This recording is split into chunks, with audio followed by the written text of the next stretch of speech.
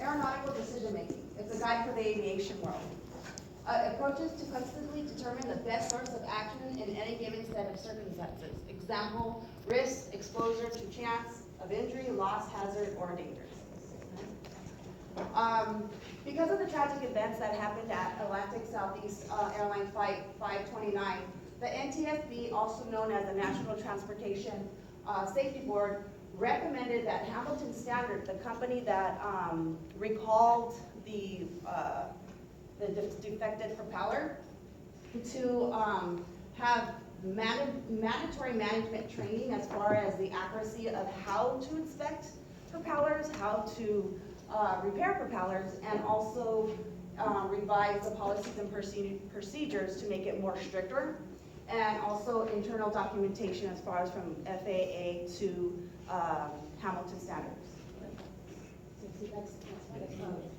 As far as the aircraft crew and the air traffic control, they also recommended human factor training and management training, and that falls under the umbrella of mandatory briefing, the importance of notifying emergency assistance, crew management training, recognizing the importance of time management information among flight and cabin crew members during emergencies. So if the emergencies were called sooner, I believe it was like 8 minutes, a lot of these people would have been okay because they actually lived. They also advised for or recommended for the captains and the crew members to get a more understanding as far as human factors, how to cope in certain situations, even though they were trained, because of the situation they were in. If the pilots would have dropped the fuel before the impact, a lot of the people wouldn't have sustained first-degree burns. Mr. Berge, he's actually a fire specialist. He recommended to use JP5 fuel. It's less flammable. He stated that since 1950s, the Navy's been using it. However, because it's more costly and the availability of it, they actually just brushed it under the table, and it was just a recommendation, not even mandatory. Here's one of, go back. Here's one of the survivors who's actually the first to get out of the plane. If you notice, he's holding a broken axe.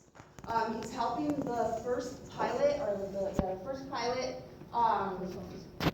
break the cockpit window, but it wasn't durable.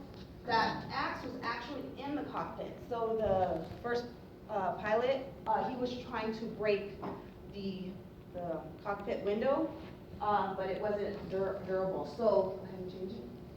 So the NTSB recommended a more durable axe, basically multifunctional, just in case of ever situations happen.